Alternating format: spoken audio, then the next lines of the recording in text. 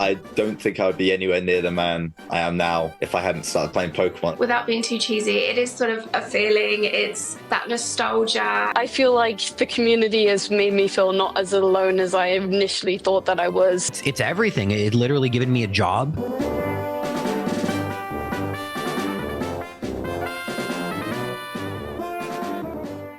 If you didn't know already, you probably do, it's Pokemon's 30th anniversary. Yes, it's been 3 decades since Pokemon Red and Green were released in Japan, starting the worldwide cultural phenomenon that has now spanned and attracted different generations. And its evolution since 1996 has been legendary.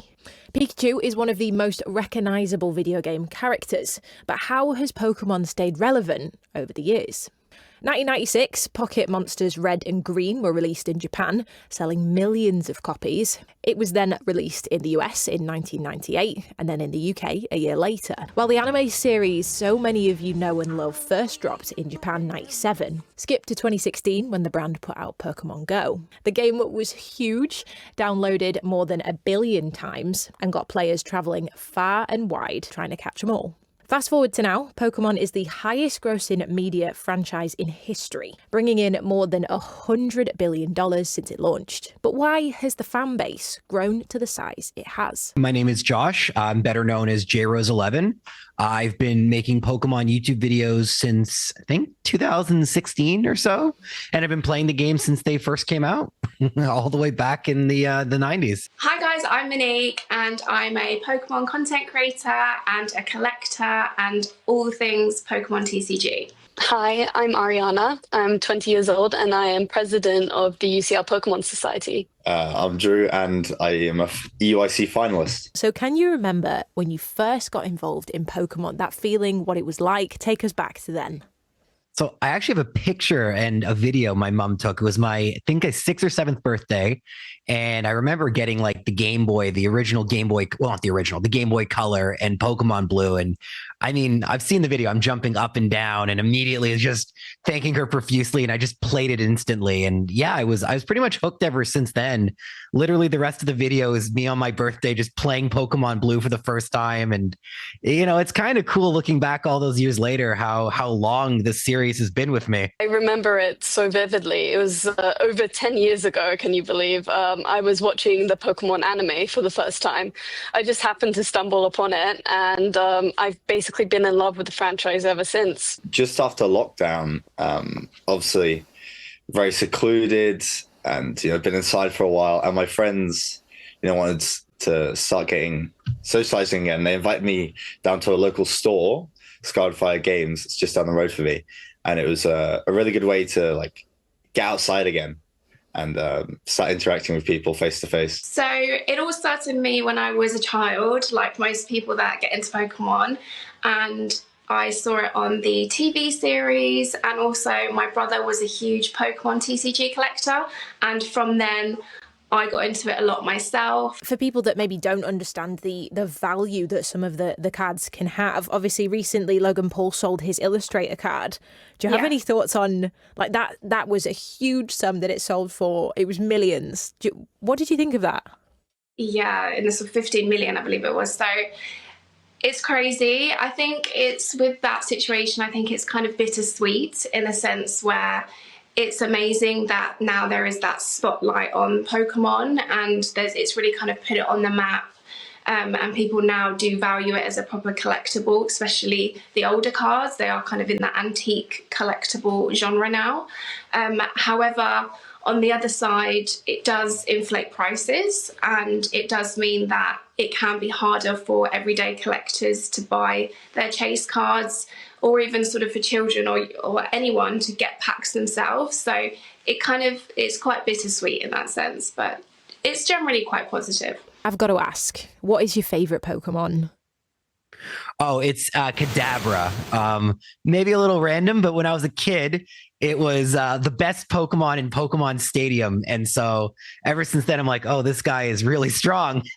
I better use him all the time. My favourite Pokemon is Eevee, and back then I had the Jungle Eevee and the classic card. My favourite Pokemon is actually kind of an obscure one. It's Helioptile, a Generation 6 electric type. My favorite Pokemon, however, changes from time to time, as I'm sure many fans does. Zigzagoon. Really? So it's like a little dog. Yeah, I'm actually wearing a shirt with the stage 2 evolution on it. Obstagoon. It's the big guy. It's going to be 30 for Pokemon's birthday. What do you think has been, keeping that momentum going of popularity? Obviously, it's arguably more popular than it's ever been before. What is keeping people engaged? I think what makes Pokemon special, as someone who plays a lot of video games, I mean, you can kind of see behind me how many games I've played. Pokemon is unique in that there's not just one way to play it. There are people who will just hunt for different colored Pokemon known as shinies, and they'll spend hundreds of hours. I used to love to complete and catch every single Pokemon. And for my YouTube channel, I tried to beat the game using the most absurd of rule sets. And I think that's what's magical about Pokemon, is that not only do you have thousands of creatures, all of whom are memorable and well designed, but you have a game that can be played in so many different ways, and none of those ways are incorrect. The game lets you play it so many different ways. And so it's for so many different groups of people who can all enjoy it. I think the reason it's sort of lasted the 30 years that it has is there are so many different ways that people would see Pokemon, like you suggested with the TV series. However, also Pokemon have, every so now and then, they release new generations and they release new locations. So within that, it kind of keeps it exciting. It keeps people coming back. It brings in new audiences. And also, it's just, people just love it.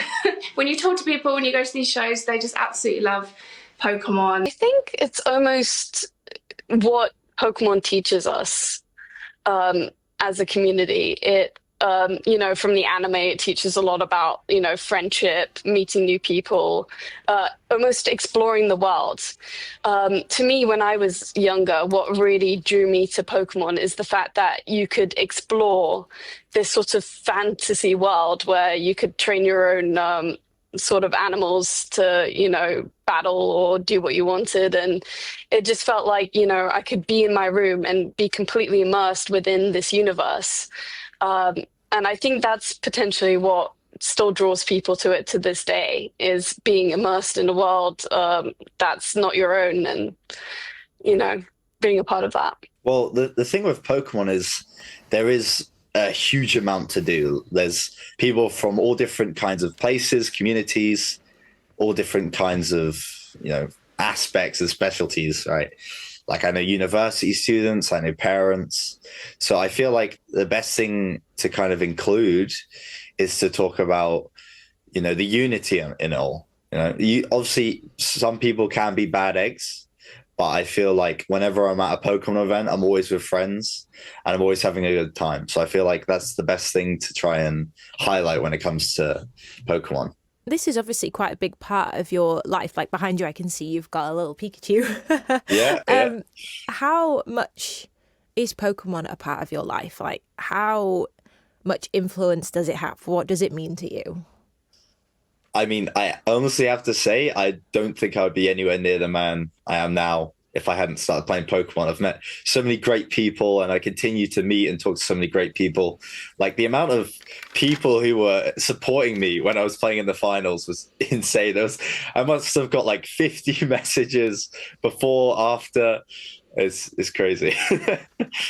Without being too cheesy, it is sort of a feeling. It's that nostalgia. It's that people love Pokemon for different reasons, but really kind of boils down to that you get comfort from it. It's enjoyable. It's just a bit of fun. And I think in the society and the world today, it's nice to just have something just to escape into and just to have a bit of fun and just, it reminds you of your childhood, and it's so nice to see the new generation of children getting involved with it as well. And when you go to card shows and events, it's just very multi-generational, so many different types of people. It's a great sort of community thing, and it's global as well. So many people into it, and it's just, it's great. Well, it's basically just been integrated into my life as long as I can remember.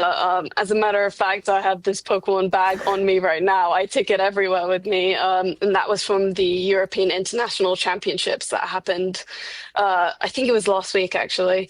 And since then, you know, I've been buying pencil cases. Like, the franchise has basically taken over my life. And, you know, before I actually entered the university, I didn't have anyone really I could share my love for Pokemon with.